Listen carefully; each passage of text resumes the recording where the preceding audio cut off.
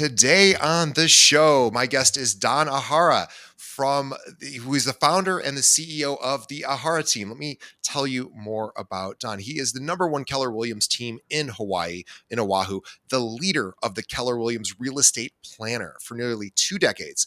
Don has consistently ranked among the top 100 teams nationally, guiding his team to over $1 billion in real estate transactions, helping more than 1,500 families.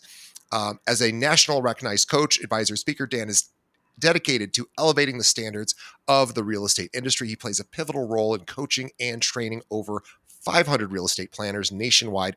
Dan empowers agents with the skills and knowledge needed to help their clients build, protect, and transfer wealth through real estate. He also is the author of the upcoming book, Death, Taxes, and Family Destruction: How to Prevent Family Disputes, Avoid Hefty Taxes, and create generational wealth with clients. He's also working on classes that you can get CE credit for regarding senior relocation, trust and probate, and investor and 1031 and DST classes. So Dan is a teacher. He is a team leader. He is a superstar top 1% realtor in Oahu. Dan, welcome to the show. Thank you, and aloha. Aloha. And I think I may have called you Don earlier, so I apologize if I did that. Dan but you are Dan. And Dan, tell me the best piece of advice you ever heard in real estate. Gosh, there were so many pieces of advice that I got.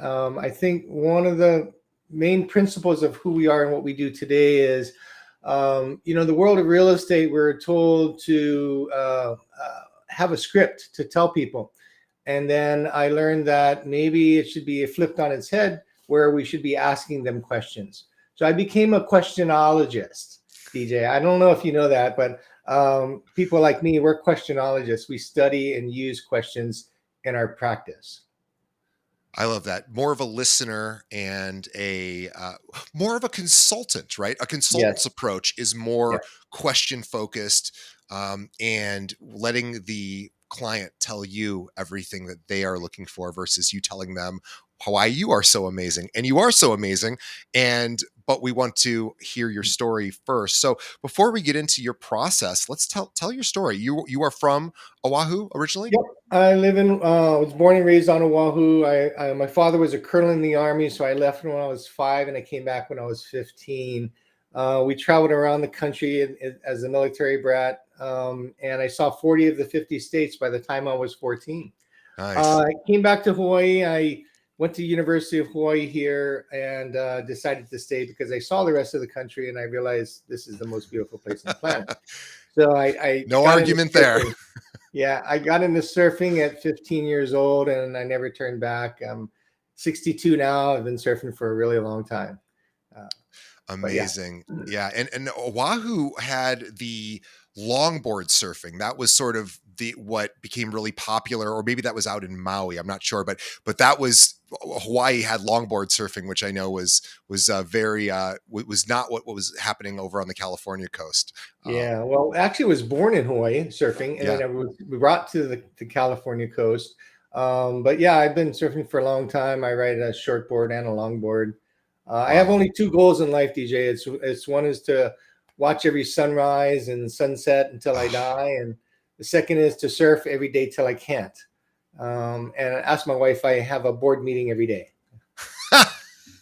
I love that. And you've still managed to find the time to close a lot of real estate sales. And you are a listing agent predominantly. Your team, you guys focus about 70% of your business is on listings, 30% on buy side. Let's talk about how you got started. How'd you get into the business?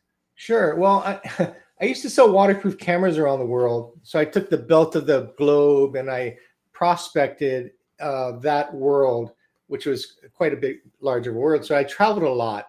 And my wife, we had 3 kids at the time, and she said, maybe you ought to stay home so they know your name. So I decided I needed to find a job to stay home. And I met a guy that was in real estate and he introduced me to it. And, I took a class at the University of Hawaii and I did well in it and I really enjoyed it. I thought, maybe I could do this. It was either this or pharmaceuticals. So selling real estate, selling drugs, I picked real estate. Well, at least it would keep you home, right? Like selling Right. pharmaceuticals, you may have had to, Yeah. travel the Travel. states again, Yeah. and because the pharmaceutical companies are not located in Hawaii, I'm assuming. That's right. So yeah, so you started doing that, and how did you begin to develop your business? What did you do that you maybe? I'm sure you've seen lots of agents come and go. What were you doing differently? So, and for me, it's always been mindset. I've been a serial entrepreneur all my life since I was out of college. I built businesses, and when I got into real estate, I had one mantra was I want to be the best realtor on the planet, just this planet, right? No other planet, right? And so I asked myself, well, how do I become the best realtor on the planet? And I said, well, I needed to learn contracts. So I studied the contract back and front, um, and I mastered it. I knew every provision, and I knew different perspectives of it. I learned properties, right? I went to every broker's open. I learned neighborhoods I didn't even know. Sure. Then I met agents. I got them to like me, right? And then I realized, like, well, I needed to find the right client. So who has the most real estate? And I was sitting on the beach with my brother who was doing reverse mortgages at the time. And he said, Dan, there's this huge wave of this silver tsunami that's coming. And this is, remember, 20 years ago. Mm. And these people are going to have a lot of problems. They're going to have to leave their home, and they need some help, but there's no The realtor big that wealth focuses. transfer is what you're talking about. Right, right. The big wealth transfer. Well, 20 years ago, nobody really talked about that. My brother Right. was already on it, my brother Percy.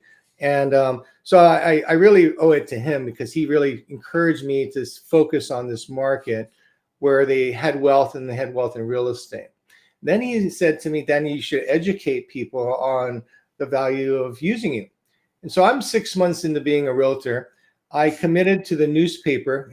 For you young folks, it's this big piece of paper that we would open up and look at It has before they. words on it and stories. Yeah, yeah, words and pictures and things. Yeah, and people actually paid to have it mailed to you. Well, back in those days, by the way, we still do the newspaper. Um, uh, the circulation was large, and older adults looked at it.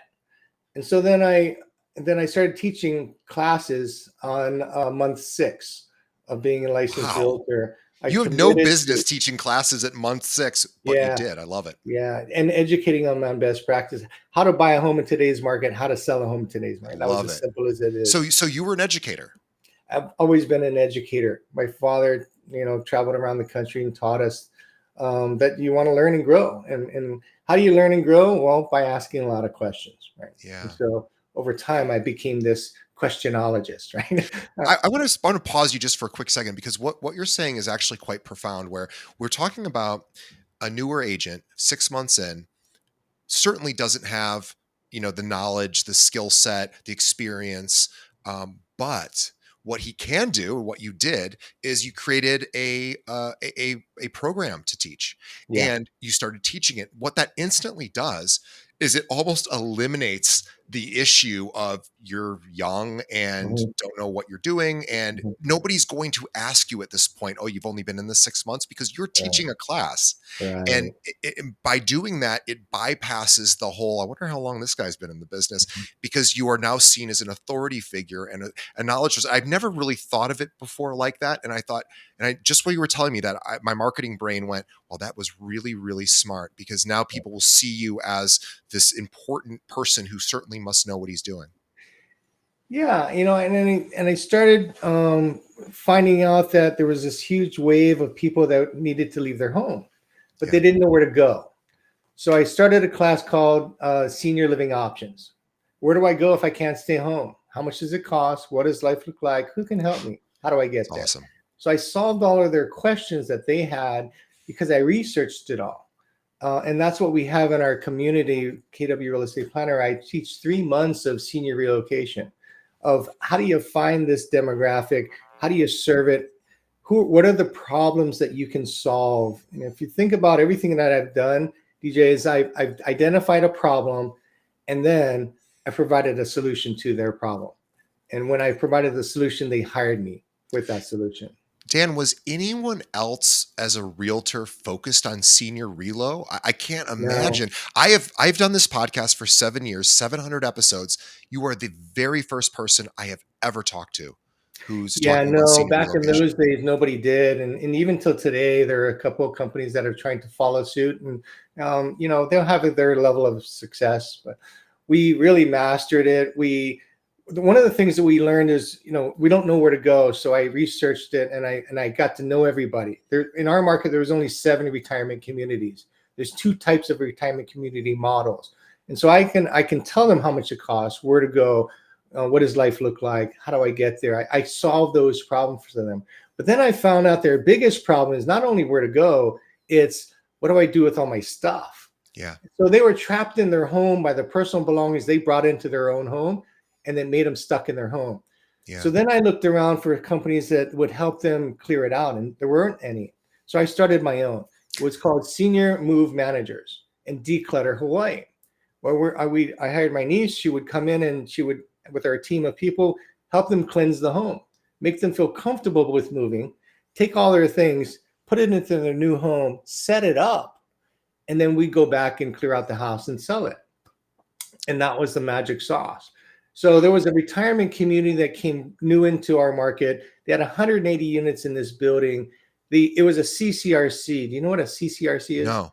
Continuing Care Retirement Community. This is a life care guarantee system where they pay anywhere from $400,000 to $800,000 just to get the key. Then they pay another $6,000 to $8,000 a month for the care and service for the rest of their life. Guess what? That's where the wealthy go. Right? Sure. And so I found out what happens when people with money can't stay home. And I brought that solution to the market. And I've been doing these seminars for, almost 20 years now. Senior Living Options was the name of the title. And then I changed it because one of my competitors took my exact same title. I can't believe that, right? Really pissed me off, but it was okay. Then I changed it to Planning for the Future and Beyond. Imitation is the sincerest form of flattery, they say, right? Yeah. Or we just call it theft. But either way, Dan, what you're talking about is really, really brilliant for obvious reasons. Everyone listening, is probably their jaw is hopefully as open as mine, because what we're talking about is a need that every family has at a point. The elder members of the family now have to figure out where they're going to sunset and where they're going to spend the rest of their lives. And this is a big family decision. There isn't a lot of guidance around this. I know families now, they come together, they figure out what are we going to do with mom and dad, where are they going to go, what communities are available to them, and what's the cost, is there long-term care insurance, all of those things. So I suspect that you probably partner with other providers as well. I'm assuming estate planners, Yes. financial planners, things like that. Yeah. So then my next question to myself was, who do the wealthy go to if they have a question regarding their home? Well, that was exactly it. First thing they're going to do is they're going to go to their financial planner to see if they have enough money. Right. The second is they're going to go to their CPA to see if there's any tax associated to the sale. And we should talk about capital gains tax because that's a big part of our business. And then the third is they're going to go maybe potentially talk to their attorney as well to see if there's any challenge with what's in the trust and what they're planning on doing. Right. And so those are the people that I started calling. I didn't cold call clients. I cold called people that had people. So I went to go get the bird dogs. I mean, I wanted to talk to somebody that could give me 10 properties, not just one. Right? And it worked to a point where I now just did, I think it was in January, a continuing education class for the Financial Planners Association of Hawaii. And now I'm asked to speak around the country to the Financial Planners Associations of America, because people have wealth in many areas, stocks, bonds, Bitcoin, all the liquid assets. Then they have wealth in real estate. So the question is, who plans real estate? Yeah. Nobody does. Yeah, you're right.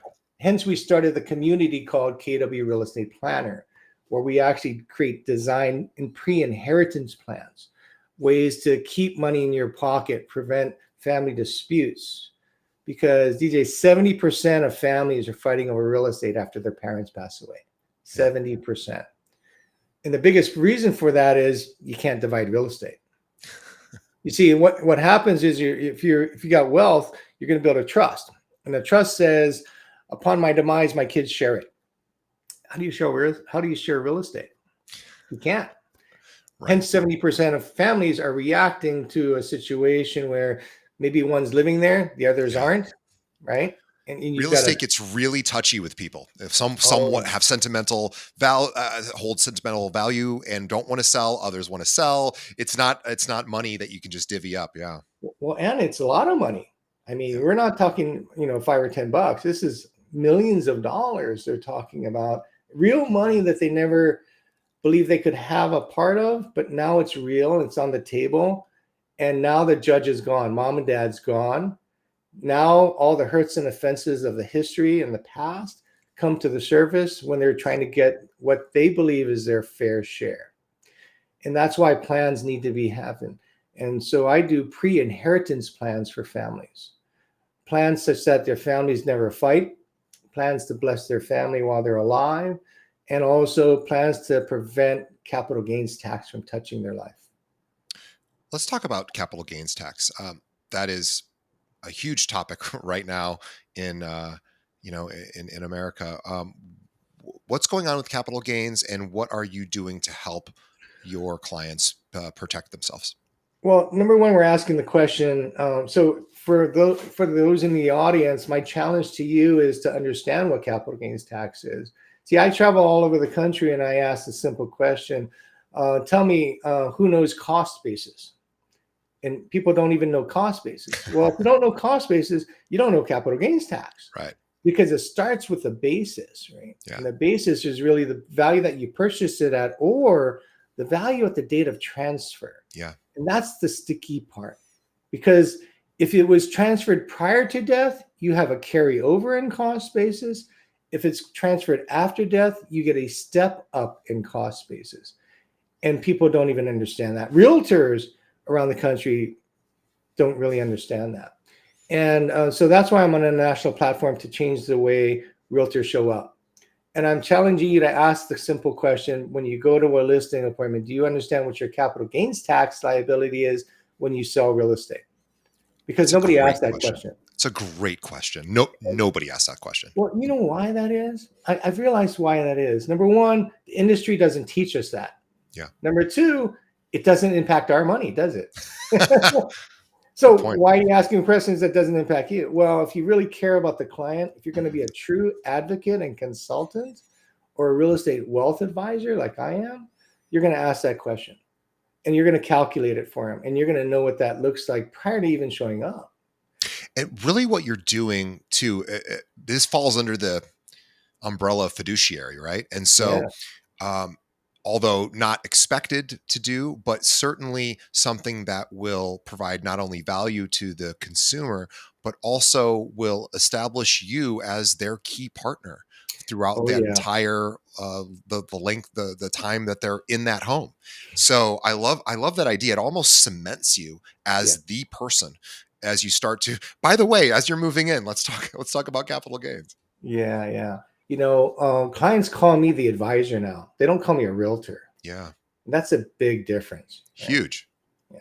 And because There's what lots of happens, realtors out there. There's not a lot of advisors. no, no. And what's really cool about this is I get at least three levels of clients, right? I got the parents, the children, and the grandparents.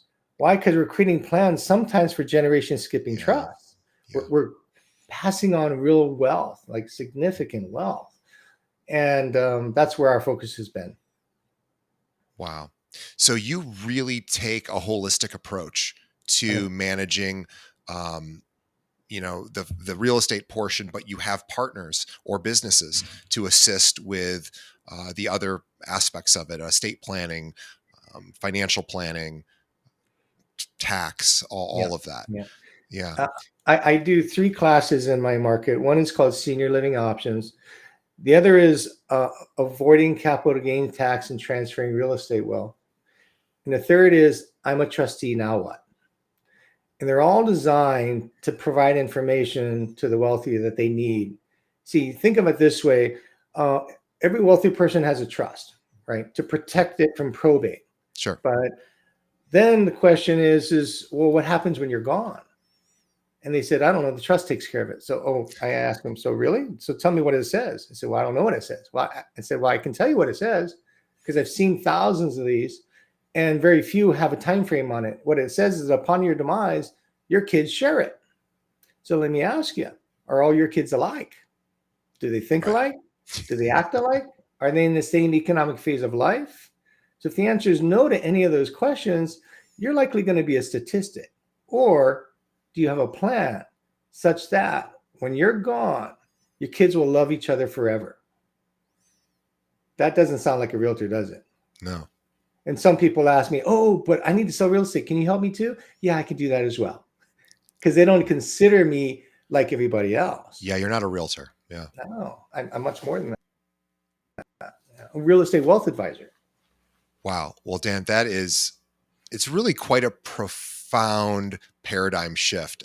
I'm a bit aghast at this, and the professionalism that you emote is very impressive, and we ought to think about wealth transfer because right now we are in the largest wealth transfer in American history, at least.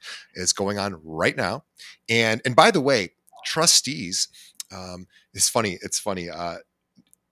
My sister and I'm the trustee of my parents' estate, and I to be funny, I called her and I said, "Ha ha, I'm the trustee and you're not." She goes, "That's not a. You don't want to be the trustee." She's Yeah, like, "The that's trustee's the right. worst job." So It she started sure is. laughing at me, and then I called my dad and I said, "You made me trustee," and he started laughing. He goes, "Well, yeah." He goes, "One of you had to be," but my sister and I, we get along, so we're That's going to be good. okay. But Yeah. and we have but we've talked about it. We've figured it out. We know what the plan is when if and when my parents Well, I pass. don't know. Most people, they have a trust, they have a trustee, right? So there's three parties. There's a grantor, the owner of the property. There's a Yeah, trustee that fulfills the instructions of the trust. Then there's a beneficiary.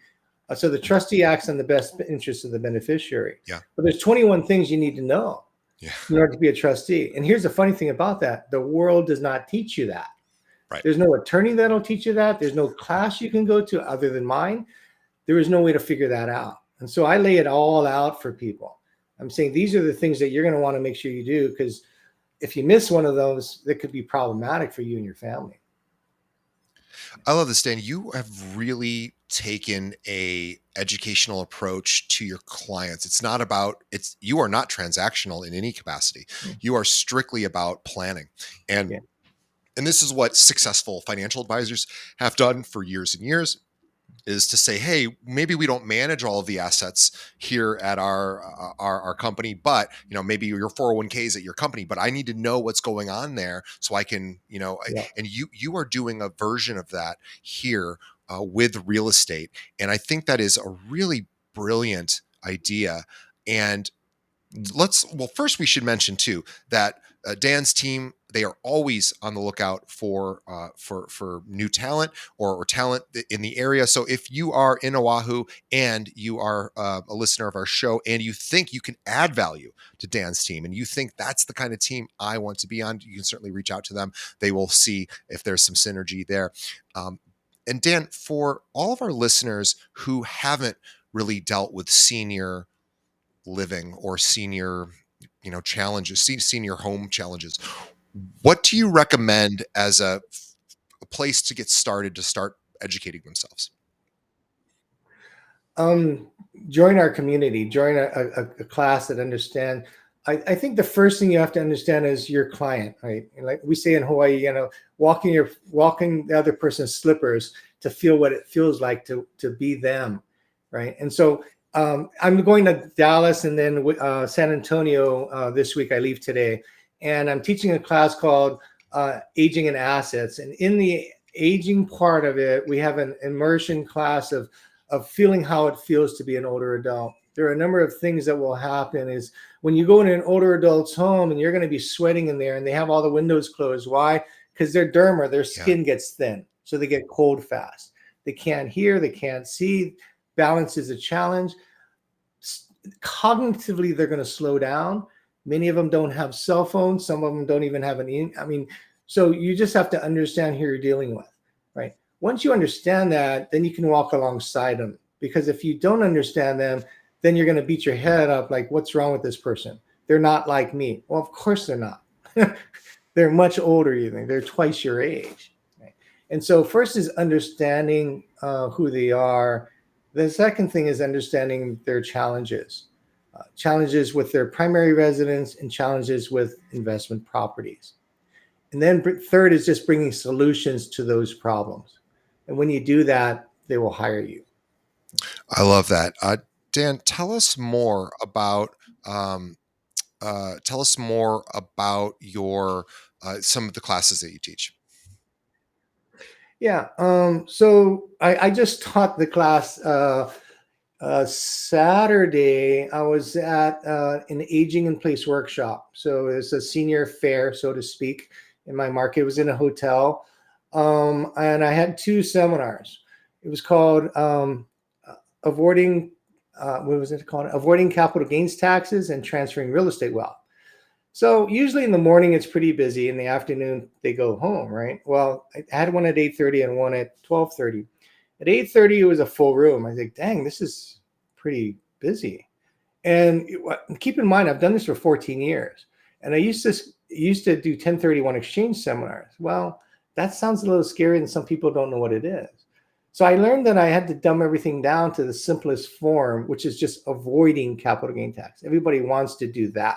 They also want to transfer wealth. So I show up, and there's a full room of 70 people, right? I did both of those seminars. We ended up with 20 Wow. appointments with people with a lot of wealth. I don't have enough real estate agents, DJ, to handle all this business. And it's a challenge for us. So we are aggressively recruiting. That's part of it. The other part of what we do is we don't cold call, we don't door knock, I don't pay for leads. We don't do any of that. We have a database of 1,600 closed transactions, right? So all we do is talk to them. And what we do, the conversation today is this year we started it is, hey DJ, we haven't talked in a while, but hey, did you know it's time for your real estate Yeah, plan review? exactly. They go, well, what's that? So it's a plan to help you build wealth, protect wealth, and then possibly pass on wealth. Which one of those things matter most to you? Brilliant. See, because it's I know one of Of those things course. matter, and then so it's just so easy to get appointments with people with wealth, people that already know you and trust you. And now what happens is we talk to the client, mother and father, right? Well, they have parents, both sides. So we're going to ask about their parents. They're going to ask about their siblings. We're going to ask about their kids. Then we're going to talk about their grandkids. And so now we have this holistic, huge, I call it what's the opportunity within the Yeah. opportunity, right? Most people see the couple as a Yeah. transaction. Well, they're missing the mark. They're missing the reality of the fact is that person knows other people with real estate, and those people have And problems if as you well. are able to solve beyond just I want to buy this home, if you're able to package that within the framework of someone's overall financial plan, that is a very different transaction with the same end result, buying a home. Yeah, And yeah. it's you're kind of blowing my mind in a way. You know, I don't have concerns or challenges with listing price. I don't have concerns or challenges with commissions. I just Right. don't, because I'm worth more than what I'm Yeah. giving them, right? And what they're paying. I mean, they don't even question me on what I do, and I my margins are higher than anything else in my market. All commissions are negotiable, Sure. but my point is they're going to pay for what they believe is worth it. And when I show them that I save them hundreds of thousands to millions of dollars in plans, I save them from their family fighting. They they hire me. Yeah, it's always about value. If you can create value, commit. When NAR had the commission conversion, and we all had to now start asking buyers for commissions. The really best realtors out there said this is not a problem. This is not, I Mhm. provide so much value that I've, and many realtors had been doing this anyway prior to the Yeah. NAR lawsuit, but, or the change. And I want to, but let's talk about 1031 exchanges. I just think there are a lot of our listeners who probably don't know about 1031. So, what is Yeah. 1031 and why should agents care about it? So I'll walk you through a conversation. The simplest conversation for takeaway for today for the agents is ask one simple question. Do you own more than one property? See, if the answer is yes, they're an Yeah, investor because they live in one. The IRS sees properties as you live in one as a primary residence and the rest you don't live in because you can only live in one, right? And so if you have more than one, you're an investor. The next question would be, how's that working for you?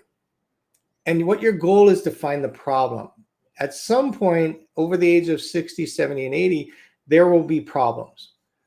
Tenant didn't pay. I'm tired of the toilets and tenants, the taxes, the trash. Oh, here's another thing that's happening is insurance rates are sure. rising. So what happens when costs rise, but your income doesn't? Your rate of return Yeah. goes down. So then I ask them, oh, so what's your cap rate? And they go, What's oh, a cap extra rate? large? Well, I think I'm an extra large. No, no, no. It's a capitalization rate. Would you like to know? Would you like a free asset performance test? Love that. And everybody says yes, and they don't even know what it is because I made it up. Not today. I made it up years ago. But an asset performance test is a cap rate analysis and a cash on cash. And then my next question to them is, if you could make more money, would you? Well, I already know the answer is going to be yes. So when I do an asset performance test with people, I show them their capital gains tax, how much money they save if they do a Yeah. 1031 exchange. And then I show them their rate of return, and they're getting 0 to 2% in my market. I say, well, how do you feel about that? And they go, that's not Yeah. good, is it? Yeah, Inflation no. is historically at 3%.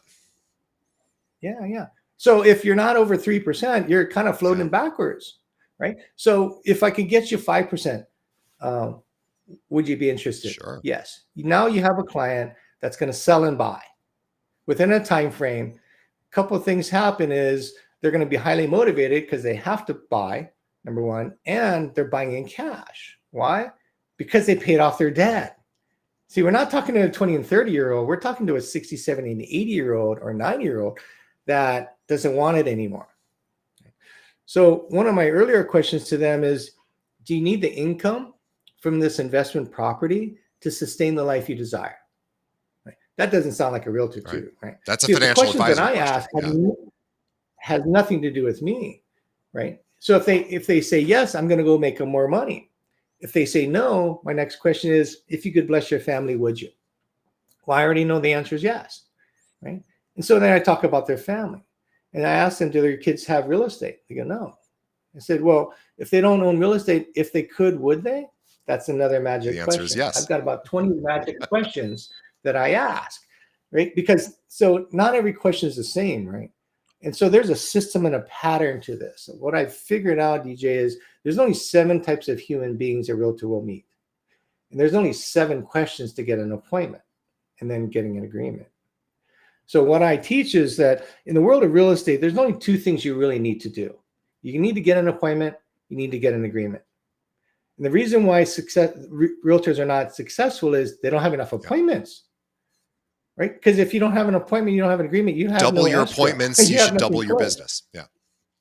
Absolutely. And so I have 1 to 3 appointments every day while I'm home. That's why I have a pipeline of business that's just outrageous, and I don't have enough agents. So the question around them and their money matters. And I can guide them through either a path of making money or blessing their family. It's one of 2. So I already know there's only 2 paths to go, right?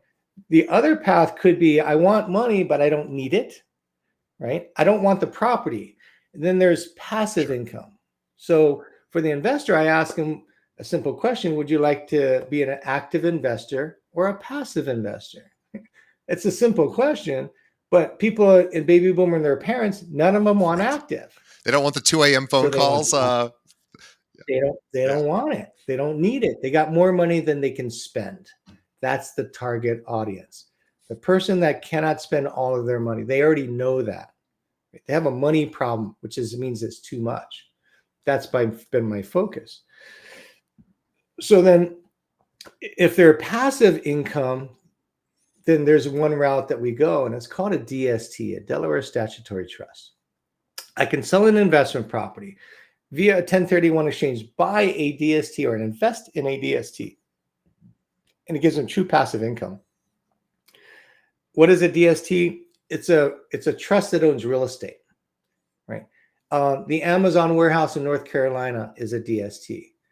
The ESPN News Center is a DST. There's hotels in Austin, Texas that are DSTs. I own one in 3 states, apartment buildings. So I sold an asset that was getting 2.1% return, and I get 5.5% return. And I don't even think about it. It's truly passive. It's similar to an annuity. Yeah.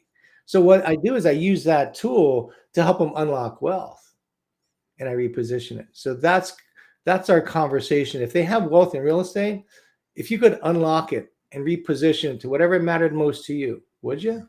Yeah. And so then my conversations are about living a big life. And my question to them is, see, these people, and some of them came from the depression or some parts of that depression where they held on to everything, right? And they didn't know that they had options with a 1031 exchange.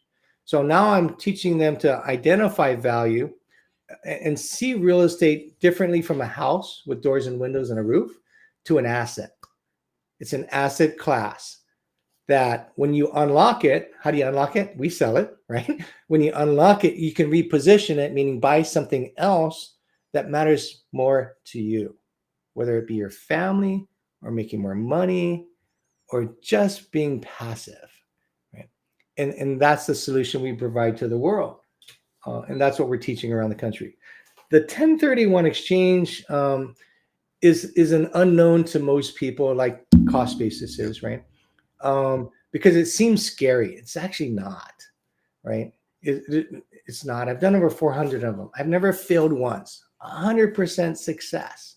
Why? Because I have a system to it, right? And if you just follow a proven model, it's going to work. You know, we do every month. We'll probably do 4 to 6 1031 exchanges every month, right?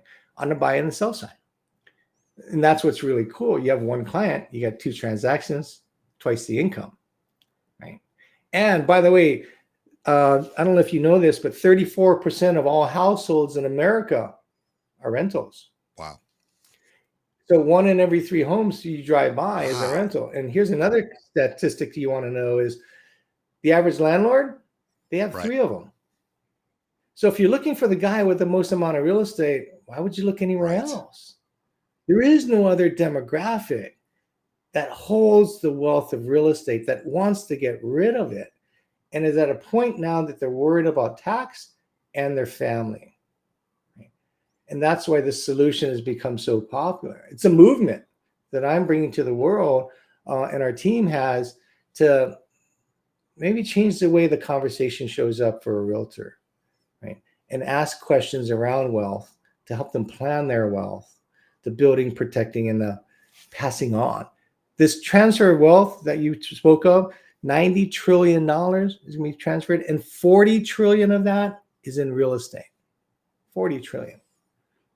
It's incredible. And now the next generation, the baby boomers and the Gen Xs, are kind of concerned about their money. What's going to happen when mom and dad die? They're planning, but there's really not many places to look for it. And so this movement about creating real estate wealth advisors is a massive movement, which will be open to everybody anywhere. And you are basically the leader of the Keller Williams real estate planner movement. And you have built that class and course and continue to teach it to agents all over the country. Dan, what if someone wanted to start learning more from you, where should they go? Probably YouTube. I mean, you could probably find me everywhere. I've done over 200 hours of training over the last 3 years. Join our community. I have another class that's agnostic. They can come into called Securing Listings with the Wealthy. I do that 3 to 4 times a year. Soon to be the continuing education class. So what we're also doing, DJ, that that continuing education class that I'm offering to realtors, I'm also offering it to financial planners. It'll be a CE class for financial planners. And I'm also offering it for consumers. Consumers can learn what you should be learning. And then they're going to go seek out a real estate wealth advisor. And those people are going to win. I love it.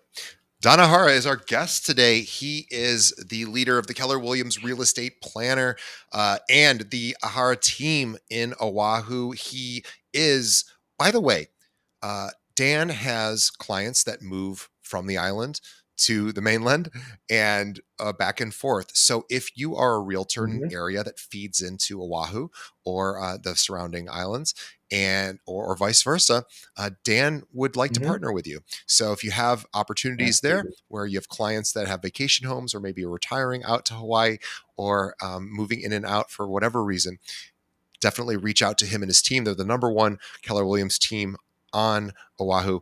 And also reach out to him if you are an agent on Oahu and you are looking to maybe get a better to see what else is out there with other teams. I mean, what Dan offers is truly remarkable. Dan, I have talked to hundreds of realtors all over the country who offer all sorts of services. This is the most unique service set that I have ever experienced in my 7 years. So I applaud you for what you're doing. Thank you. I really am so impressed with the holistic approach that you take to wealth transfer and seeing this as a consultative business versus a transactional business. And everyone says that, but you're actually doing it.